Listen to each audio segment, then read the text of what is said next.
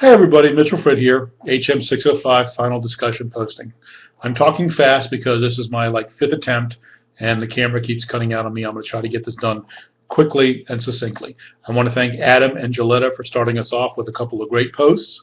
I'd like to thank my fellow students and Alicia for providing a wealth of information and such a wide variety and diverse bunch of topics for which to discuss and explore. Alicia, you provided us with 4 different discussion topics, and within each of those you gave us a wide variety of articles to explore, research, and go off on our tangents and follow what we found exciting and what we wanted to research. Within each of those, then you all went off on different tangents and gave me different ideas and things that I never would have thought of. So I've learned so much from all of you. Thank you very much. Probably the 2 key things that I learned in this class fall well into place with my other classes. I'm in the geriatric track. So one of the first things that we learned was in our first discussion group was about sarcopenia. Sarcopenia is the age-related loss of muscle mass. As we age, we tend to lose muscle. And how to prevent it, how to treat it, how to reverse it. And it fell right in line with my own workouts. And I've incorporated some stuff there and some understanding.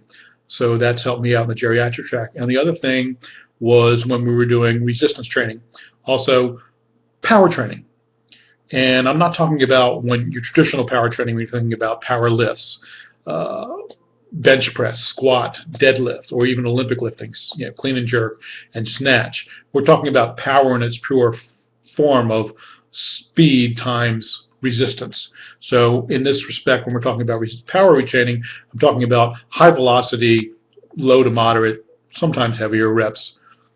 The research has found that for older adults, power training is so much better. Resistance training, you can stay strong, very beneficial, keep the muscle mass. But with power training, doing that fast movement, you maintain a higher level of functionality. It's easier for you to get up out of the chair and go. It's easier for you to walk the steps, easier for you to catch yourself and balance yourself when you trip, help to keep from falling. So power resistance training. And it's been found to be very safe for older adults, and we really recommend doing it more so in a concentric eccentric fashion like we normally would, but what you want to do is go as fast as you can in the concentric phase, and then a 2 to 4 second return in the eccentric phase. Very safe, very effective, high functionality, keeps the strength, keeps us going strong and functional. This has been very good for me in terms of my life, professional life, and personal life. As I said, it's helped me alter my workouts. I'm over 50, so I'm falling in that older adult population, and I've been incorporating a lot of the things that I've been learning through the geriatric track in classes such as this, current topics. But also where I work at, I'm in charge of the fitness center, and a lot of our population that comes in and asks questions and asks for orientations and demonstrations are older adults in their 60s and 70s resuming strength training or starting for the first time.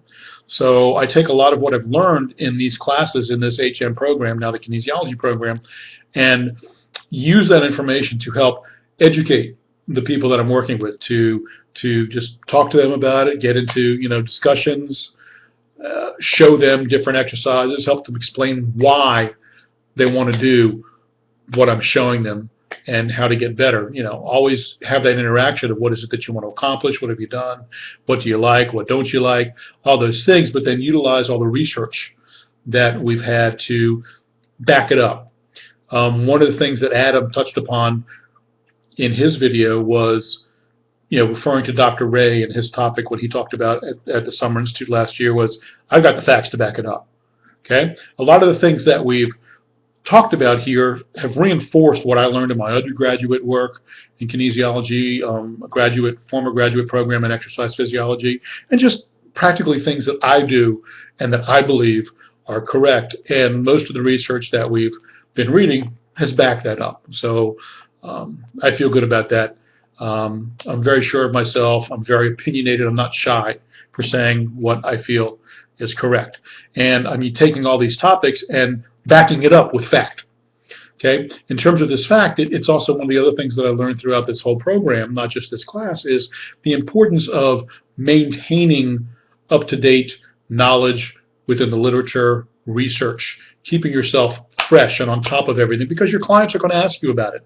They're going to read that Muscle and Fitness or that Shape magazine, or hear you look at Good Morning America and hear that, the fitness trainer of the week in this exercise, and they're going to ask you about it. So it's important for you to read those magazines also, but then go to the hard peer-reviewed journals and find out the truth, so that you can talk to them competently about it, and either say, yeah, it's great, do this, or debunk it.